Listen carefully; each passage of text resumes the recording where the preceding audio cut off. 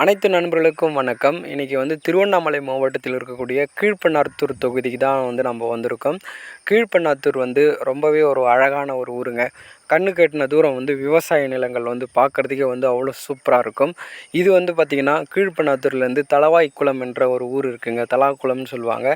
So அந்த ஊருக்கு நம்ம போகும்பொழுது ரோட் ஓரத்தில் இருக்கக்கூடிய விவசாய நிலங்கள்லாம் பார்க்குறதுக்கு அவ்வளவு அழகாக இருக்கும். திருவண்ணாமலை மாவட்டம் இருக்கிறதுலே ஒரு மிகப்பெரிய ஒரு டிஸ்ட்ரிக். அதாவது தமிழ்நாட்டில் முதல் டிஸ்ட்ரிக் ரொம்ப பெரிய டிஸ்ட்ரிக்னால் திண்டுக்கல் தான் சொல்லுவாங்க. திண்டுக்கலுக்கு அடுத்தது நம்ம திருவண்ணாமலை மாவட்டம் தான் இருக்கிறதுலே ரொம்ப பெரிய டிஸ்ட்ரிக்.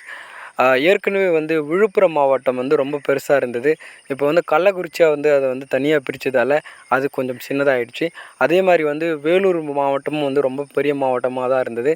அதில் 2 மாவட்டங்கள் ராணிப்பேட்டை, அதுக்கடுத்து திருப்பத்தூர், இந்த 2 மாவட்டங்களும் பிரித்ததால் இப்போ வேலூர் ரொம்ப சின்னதாகிடுச்சு.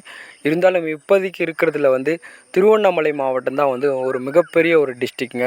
எதற்காக நான் சொல்கிறேன் அப்படின்னா, நீங்கள் திருவண்ணாமலை மாவட்டத்தில் நீப்பத்துறை என்ற ஒரு ஊர் இருக்குங்க. அந்த நீப்பத்துறையிலேருந்து நீங்கள் செய்யாறு வரணுன்னாலே கிட்டத்தட்ட உங்களுக்கு ஒரு 150 கிலோமீட்டர் டிஸ்டன்ஸ் வருங்க. அதாவது ஒரு மாவட்டத்துக்குள்ளேயே ஒரு இடத்துலேருந்து இன்னொரு இடத்துக்கு போகணுன்னா 140 150 கிலோமீட்டர் டிஸ்டன்ஸ் வருதுங்க. அப்போ திருவண்ணாமலை மாவட்டம் எந்த அளவுக்கு ஒரு மிகப்பெரிய ஒரு டிஸ்ட்ரிக் அப்படின்றத நீங்கள் கொஞ்சம் நினச்சி பாருங்கள். இது செய்யாறில் இருக்கக்கூடிய ஒரு சின்ன அணைக்கட்டுங்க. ஸோ இந்த அணைக்கட்டை பார்க்குறதுக்காக நிறைய பேர் போகிறாங்க. நம்ம சீக்கிரமாக வரணும்னு நினச்சோம். ஆனால் டைம் ஆனதில் இருட்டிடுச்சு. ஆனால் இது ரொம்ப ஒரு அழகான ஒரு அணைக்கட்டு.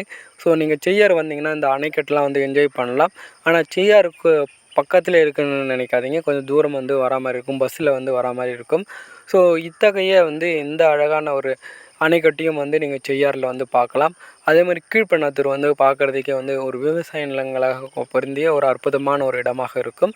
திருவண்ணாமலை பொறுத்த வரைக்கும் சாத்தனூர் டேம், குப்பநாத்தம் அணை, அதே மாதிரி அண்ணாமலையார் கோவில், இந்த மாதிரி நீப்பத்துறை கோவில் இருக்கிறது. நிறைய இடங்கள் இங்கே சுற்றி பார்க்குறதுக்கு பருவதமலை, இந்த மாதிரி நிறைய இடங்கள் இருக்குது. வில்வராணி முருகன் கோவில், இந்த மாதிரி நிறைய இடங்கள் இருக்குங்க. ஸோ திருவண்ணாமலை பற்றின சிறிய சிறு தகவல்கள் உங்களுக்கு தேவைன்னா என்னுடைய சேனலை சப்ஸ்கிரைப் பண்ணுங்கள், லைக் பண்ணுங்கள், ஷேர் பண்ணுங்கள்.